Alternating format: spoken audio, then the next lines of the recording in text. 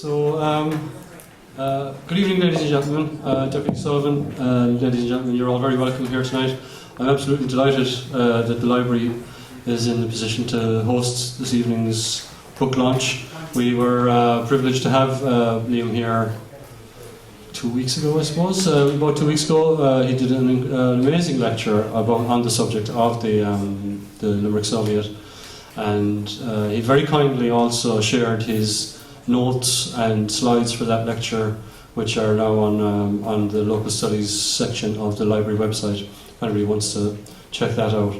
But of course, tonight we're getting the whole picture in his new centenary edition of his book Forgotten Revolution, which of course played a huge part in bringing the Forgotten Revolution into the consciousness of this generation, and was a huge contribution to Limerick and Limerick history. And I was telling Liam when he was here to do the talk that it's possibly, it's definitely one of the most handled books in the local studies section. I don't know how many times I've pulled that book off the shelf to give to people to read. And there's one or two other staples like that, but that is definitely one up there with the standard history books now that people use for Limerick history. So it's a great pleasure to be hosting the launch. So with that, I'm delighted to welcome Liam Cahill to say a few words concerning the book. Thanks very much. Mike, thanks to you and to the City Library for hosting this event here tonight and for looking after us so well in the last occasion I was here also. And you're all very welcome. It's great to see you.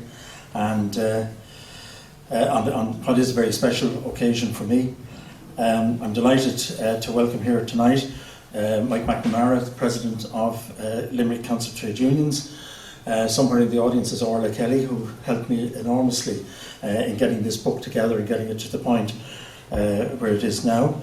And also delighted to see, as I have to call her in Limerick, Deputy Jan O'Sullivan, my old colleague and comrade.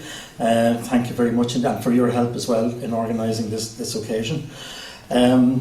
Of course, I'm extremely grateful to Sheila Noonan as President of Irish Congress of Trade Unions, who is definitely living up to the old cliche about taking time off from her busy schedule to be with us here tonight. And it's a schedule that I wish you the very best of luck with, Sheila, as the days go by.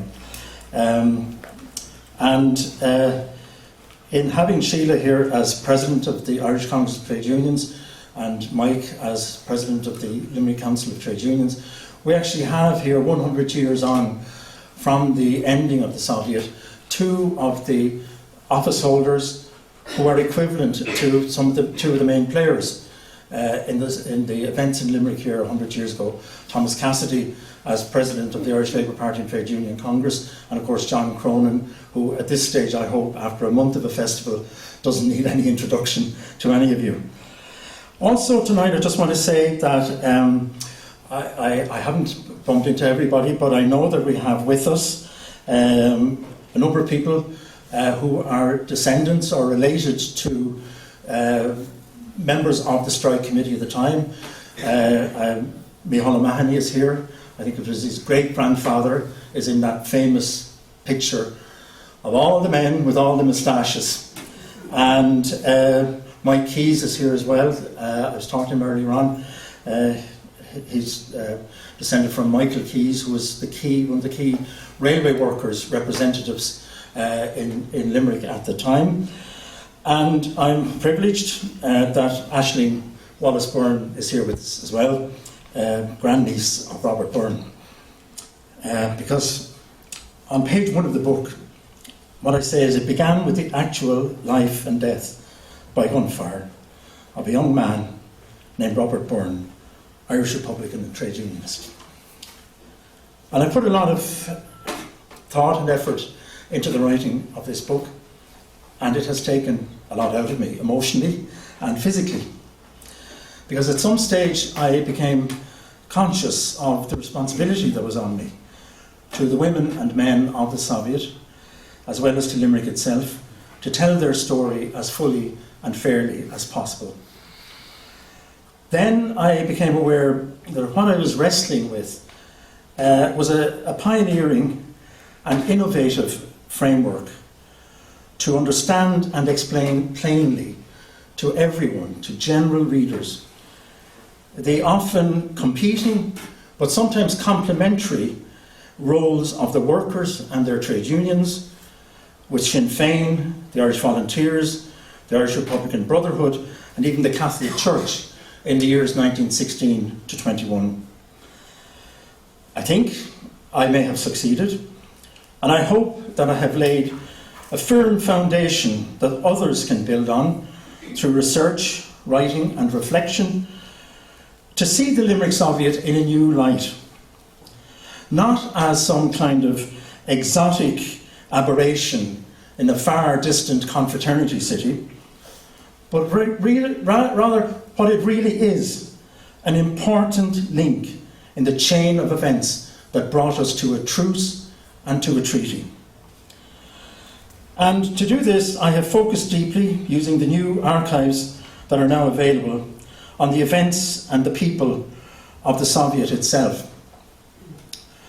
But I have also reflected on developments of the 2 years that preceded the Soviet nationally and in Limerick as well, and also the developments that occurred in Limerick and nationally for the 2 years after the Soviet had ended. And in that sense, that is the big differentiator between this edition of the book and the one which was published in 1990, that it places the Soviet in a broader and a better understood context, and that's to some extent because of the new archives that have become available.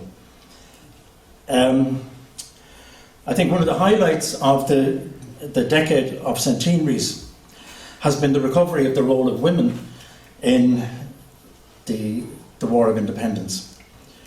And I think the task, one of the main tasks of the remaining years of that decade, is to recover the story of workers and trade unionists in that struggle, women and men. And I have a call, or I suppose I would say a challenge, particularly to Limerick's third level institutions, to focus more on research and to publish more about the Soviet, and perhaps to think about doing that in a more collaborative, community-based project. Because what the past month in Limerick has shown is that history, as I say in the very first page of the book, a Spanish proverb, funny enough, country where history bears almost as strongly on their shoulders as it does in this country, history is a common meadow in which anyone can make hay. And so what the last month has shown is that it's not just down to the academic historians. His story and her story can be told in many ways, through plays like Mike Finn, that fabulous effort that he had in Cleves over the last fortnight. It can be done through poems. Yesterday I was at the launch of the anthology for Limerick Writers' Centre, Poems and Prose, podcasts, social media, can even be told by baking bread, and parades, banners and commemorations and wreath laying and all of the other things that we do. And the other thing that I would just say to conclude is that over the last few days, several people have come forward to me with artefacts and memorabilia that were in their families for the last 100 years. Photographs, for example, of people associated with the Soviet that we have never seen a photograph of them before. A military pass, a cutting from a Soviet newspaper reporting on Limerick. And the thought that struck me as a result of that is that maybe you will play a role as well by talking to the older people in your families, by looking in your attic or wherever you keep all the old stuff in your house, because what is one person's rubbish or something that Grandad put away a long time ago, to other people can be an important artefact, an important piece of memorabilia. And I can say to you that if you come up with something like that, and if you know anybody that has something like that, it will be very carefully not only curated, but cherished by Mike McNamara and by his colleagues in the Mechanics Institute. And it will be not locked away, but will be open to the public, to the people of Limerick, and to researchers of any kind that want to consult it as well. Good evening, Margaret.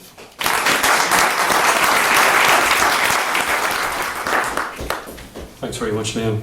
Of course, I should mention that once the formalities are completed, Liam would be very happy to sign copies of the book. To perform the official launch of the centenary edition of Forgotten Revolution, would you please welcome the President of the Irish Congress of Trade Unions, Sheila Noonan.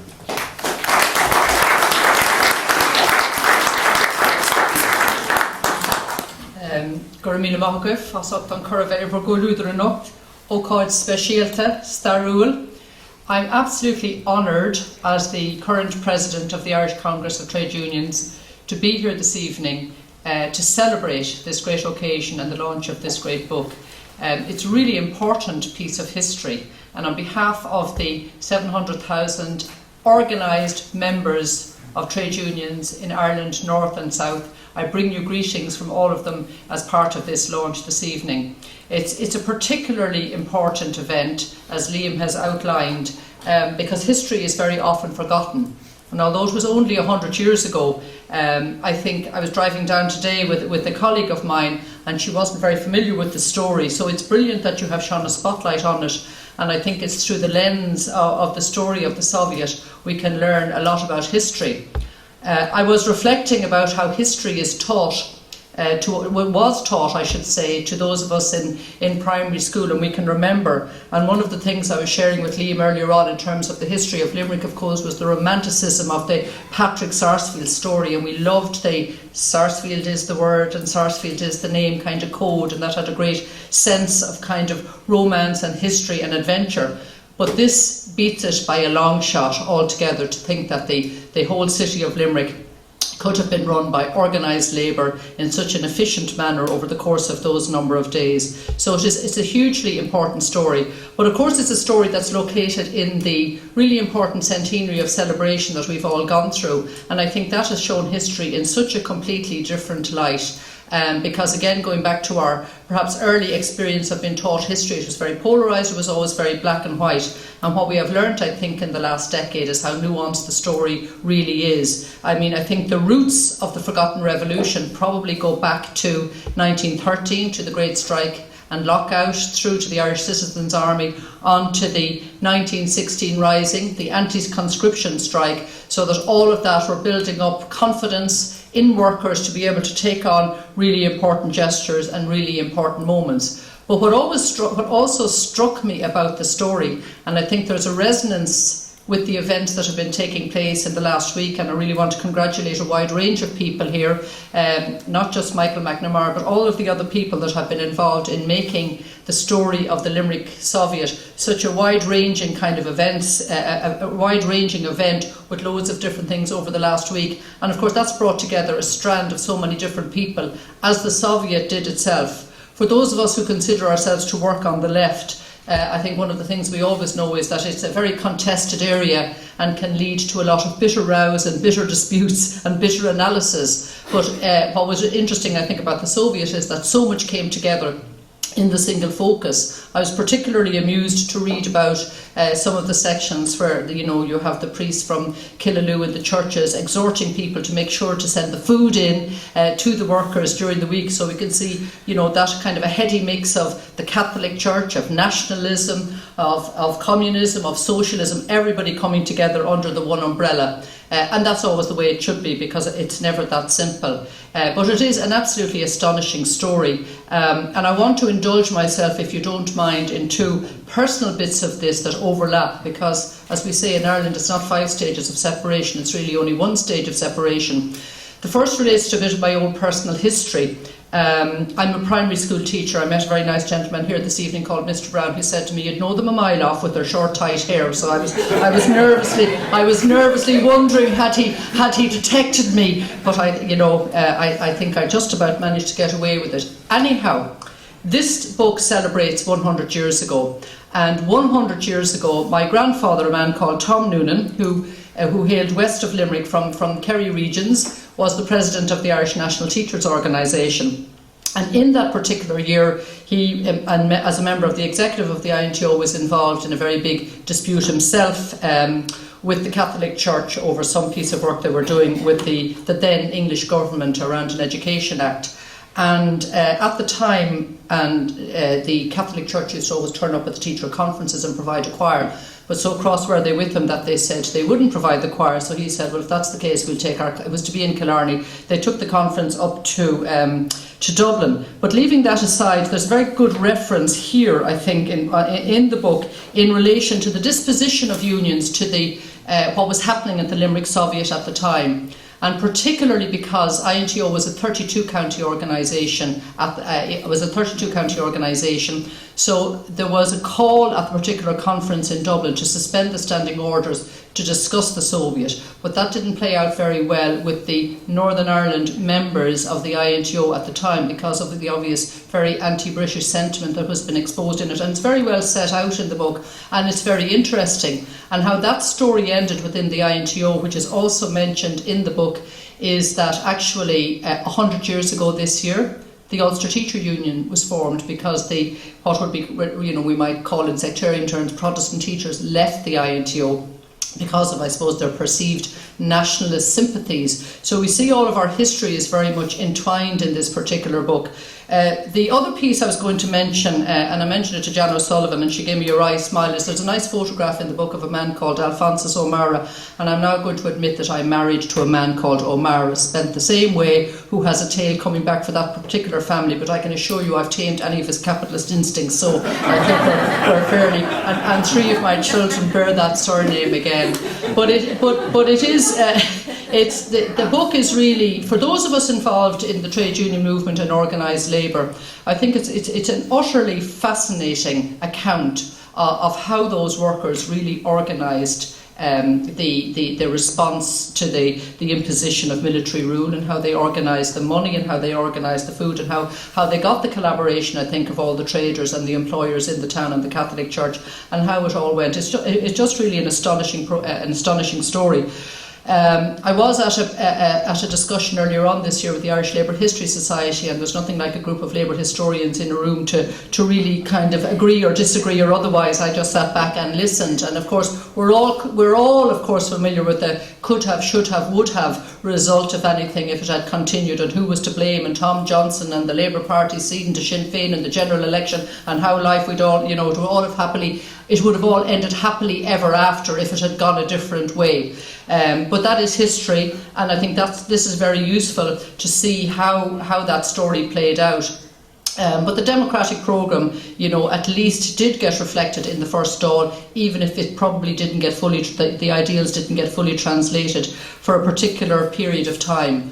But 100 years on, I think what's really important is the trade union movement is alive and well and still organising across the 32 counties of Ireland. And I think that's an important and encouraging message, that we did not ignore the work of our previous generations of organised labour. And while the threats might not be from military rule in cities, the threats are less visible, but actually much more difficult. And we were just speaking earlier about the threats of globalisation.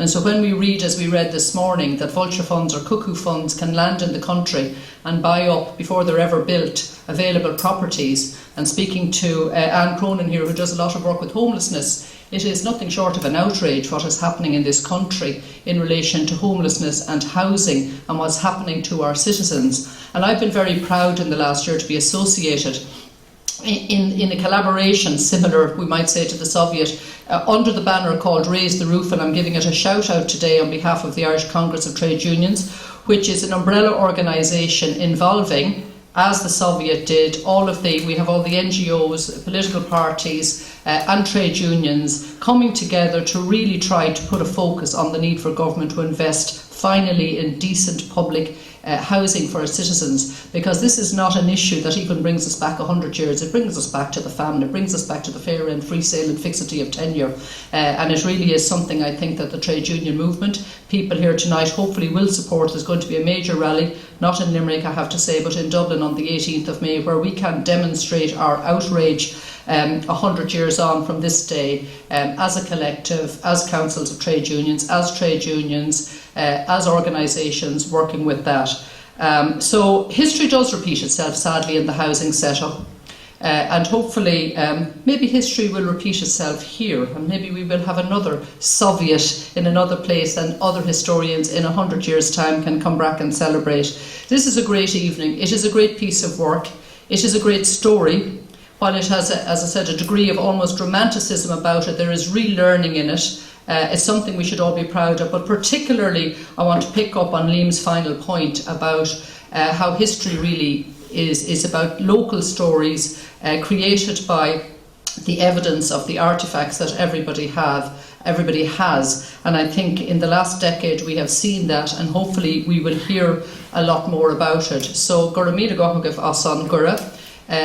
Absolute congratulations to everybody, not just involved in the book, Liam, it's outstanding, and Michael for your work as kind of collector of the archive, but to everybody here who has contributed to making sure that the revolution will not be forgotten in the future, and for giving us who are involved in the trade union movement kind of greater motivation and greater courage to get on with making Ireland a fairer, more decent, more peaceful society. Gur Mahagov.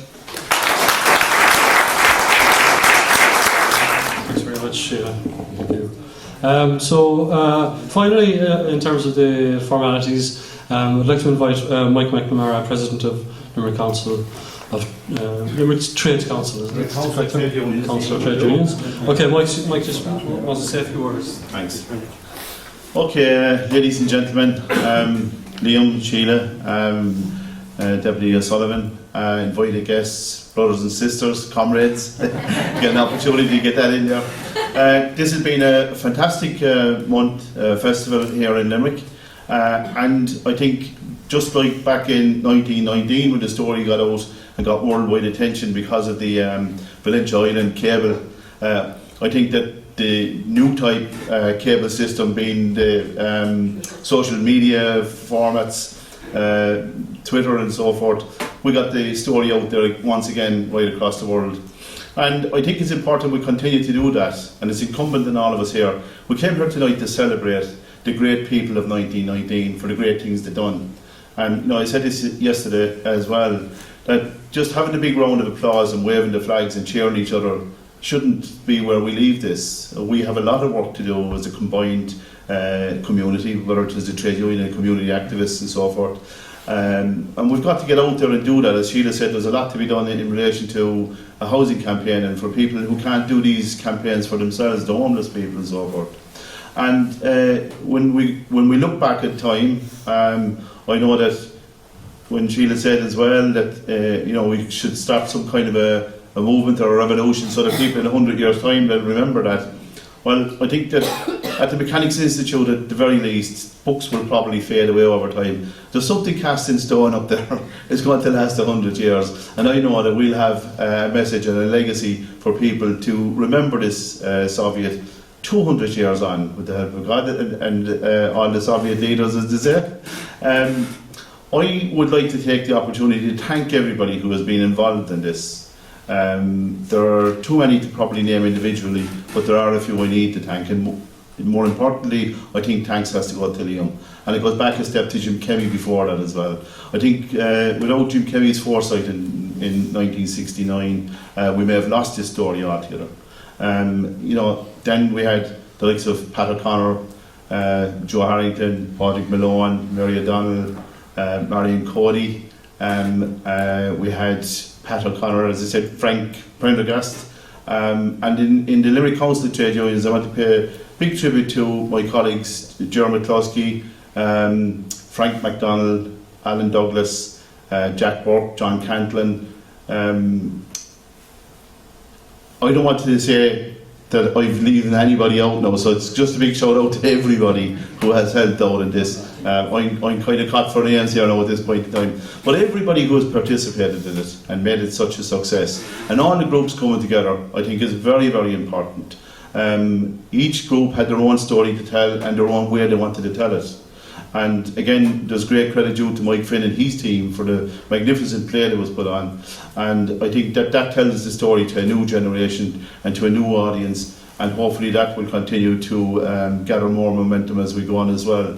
But I think that, you know, we've all had a discussion about where we should go from here, and certainly we have decided that a Workers' Festival between the 28th of April, which is International Workers' Memorial Day, and May Day, which is International Workers' Day, going forward, that is an opportunity for all the people on the left to come together and again to do their own thing, however they want to remember either workers who died in the line of their duty, or indeed workers' struggles as they may be. And I think I'd like to take this opportunity just to say, in relation to the whole concept of commemorating workers who died in the course of their duty, Noira McKee died in vain, and we shouldn't let that continue. There's possibility for the trade union movement and the community at large to build a peaceful future for the whole of Ireland, and I think it's incumbent on us all to do everything we can during our time to achieve that. Thanks very much.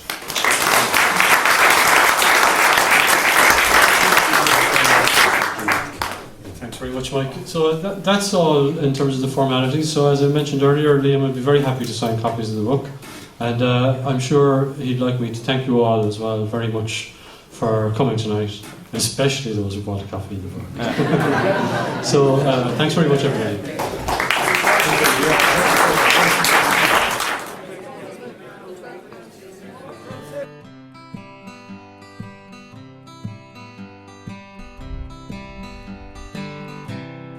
1919 was the year the trouble all went down. The Defence of the Realm Act was invoked by the Crown. They imposed martial law upon old Limerick town. They made the local people foot the bill. The local Trades and Workers' Council met for 12 long hours and said, we will not recognise the British Army's powers. This city is the people's, we reclaim it now as ours. It ever was and shall be ever still. We are the Limerick Soviets. We only answer to the people's plea. We care no more for their martial law than the British Army curse for you and me. Than the British Army curse for you and me.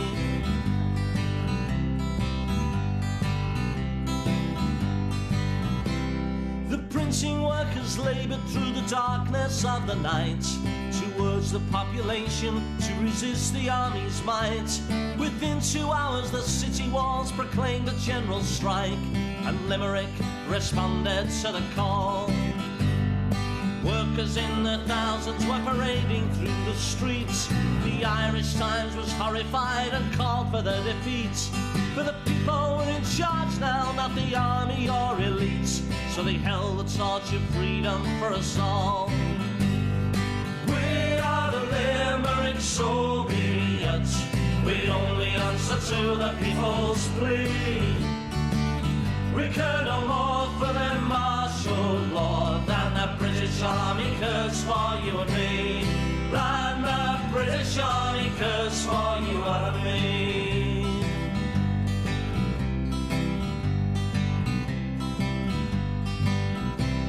The Soviet Limerick, it lasted 2 weeks long, a forgotten revolution overlooked by history's song.